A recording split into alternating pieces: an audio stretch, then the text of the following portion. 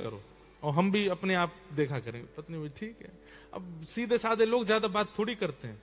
पत्नी चली गई, उसने बर्तन खोले, सब सामग्री सामने रखी। ज्यादा कुछ तो होता नहीं था, मोटी रोटियां, कुछ गुड़ और कुछ मिर्ची वगैरह, सलाद, मूली, गाजर, बस। सब्जी तो बनती नहीं थी ज्यादा गरीब लोगों के यहाँ, गरीबी था बेचारा। सामने धर दिया, गोपाल, गोविंद, ठाकुर जी, आपके जो भी नाम है मुझे ज्यादा तो आते नहीं, आ जाओ पालो। गुरुजी कह के गए आपको पवाना है फिर पाना है। और ऐसा बुला के फिर ढूंढता कहां से आ रहे हैं, कब आएंगे। गुरुजी परिचय तो बता के नहीं गए कि वो दिखते कैसे हैं, आएंगे भी कि नहीं आएंगे। तो बेचारा जैसे पशु पक्षियों के लिए दाना लेके घूमते हैं, ऐसे घूमता था सब जगह। आप कहां रहते हैं?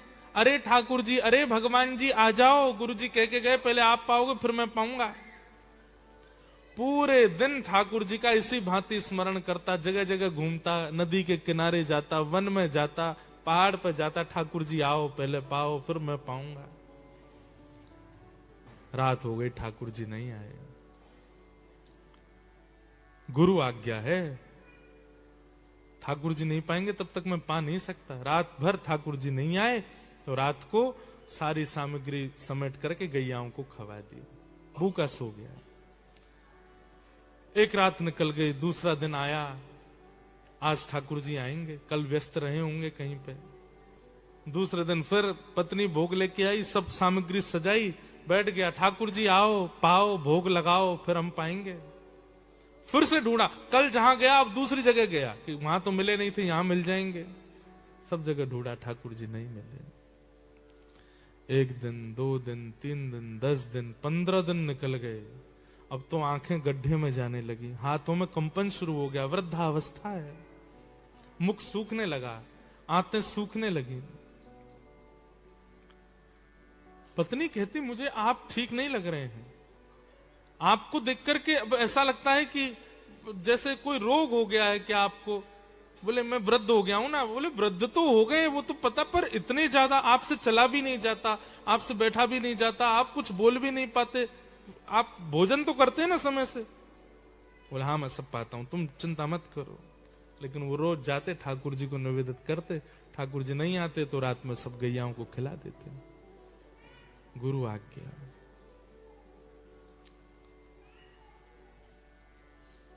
जब अनेक दिन निकल गए, बस अब इनको लगा ही था कि अब मैं जीवित नहीं रहूंगा, मेरे प्राण चले जाएंगे। पत्नी भोजन लेकर के आई, अचेत अवस्था जैसी हो रही थी। पत्नी ने कहा मैं खिला दूं आपको। बोले नहीं नहीं, रख जाओ, मैं खा लूंगा और तुम जाओ वापस। सामने सामग्री रखी है, उसने नहीं पाया। अंतिम क्षण चल रहा था, ठाकुर जी को बुला रहा था। इतने में ही मुरली मनोहर श्याम सुंदर साक्षात प्रकट हो गए। प्रकट होकर के उसके सामने जैसे ही आए तो जितनी उसके अंदर ऊर्जा नष्ट हो चुकी थी, सारी ऊर्जा पुनः वापस आ गई। नेत्र खुल गए, ठाकुर जी का साक्षात्कार हो गया। ठाकुर जी सन्मुख खड़े हैं और सन्मुख खड़े ठाकुर जी को देख करके गोपाल नेत्रों से अश्रु प्रवाह होने लगा। ठाकुर जी के आगे वो सूखी रोटी और वो सब चीज सामग्री धर दी। भगवान बड़ा विलंब लगाया आपने आने में, अब पा लीजिए। सामान्य सी रोटी और वो जो सामग्री थी उसको ठाकुर जी पा रहे थे बैठ के, और इतने भावुक हो रहे थे गोपाल के उस प्रेम भाव पर। ठाकुर जी ने कहा अब हमने पा लिया, अब तुम भी पाओ। तो जैसे ठाकुर जी देखा तो उसके हाथ कांप रहे थे। तो ठाकुर जी बोले तुम रुको, हम पवाते हैं। और अपने हाथ से ठाकुर जी गोपाल को पवा रहे।